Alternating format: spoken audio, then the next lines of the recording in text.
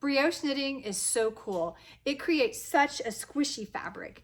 And when worked in two colors, you get this really fun reversible effect. You may be wondering why a knit stitch pattern is named after bread. One of the earliest published patterns for brioche knitting was Frances Lambert's The Handbook of Needlework in 1842. It was a pattern for a donut-like cushion.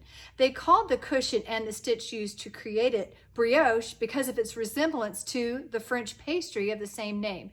So there definitely is a connection there, and I guess the name, it just stuck. Brioche is closely related to fisherman's rib. While each creates a nearly identical fabric, there are slight differences in the finished piece and the stitches are formed in a totally different way.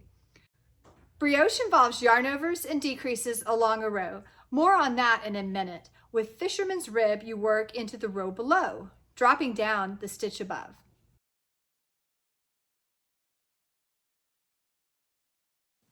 Learning how to do brioche can be considered a bit more of an advanced technique. Personally, I think it's a bit hard to learn from a book.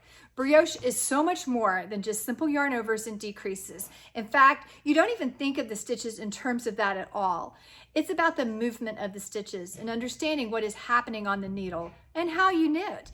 American versus continental will affect how the yarn and stitches move.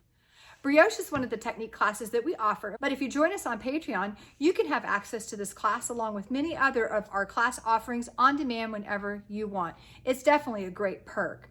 Just to give you a quick idea as to how the yarn moves with brioche, here's an example of working brioche if you knit American or English with the yarn in the right hand.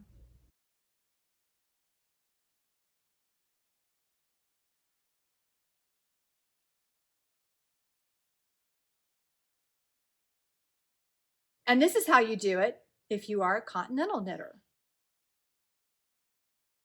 We hardly think of the stitches in terms of yarn overs and decreases. A great resource is if you're looking to dive deeper into brioche is the book Knitting Brioche from Nancy Marchant.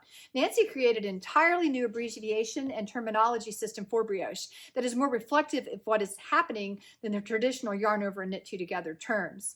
Her abbreviations are also fun to say with irks and burps and such. I go around saying burp and burp all the time when teaching brioche. They're just fun to say.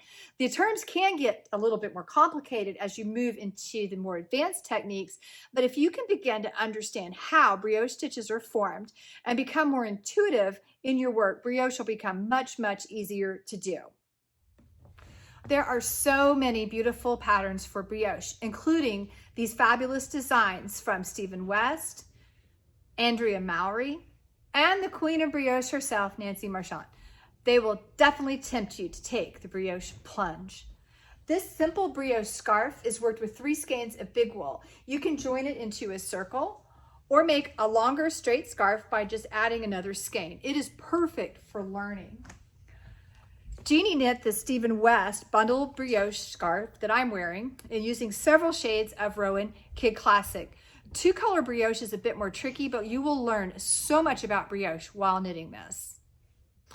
Today, we're making the simple brioche scarf pattern free to all. You can download your copy on today's blog post, plus get the link to download Stephen West Bundled in Brioche. It's a free pattern too. We'll also have links to the other beautiful brioche shawls shown today.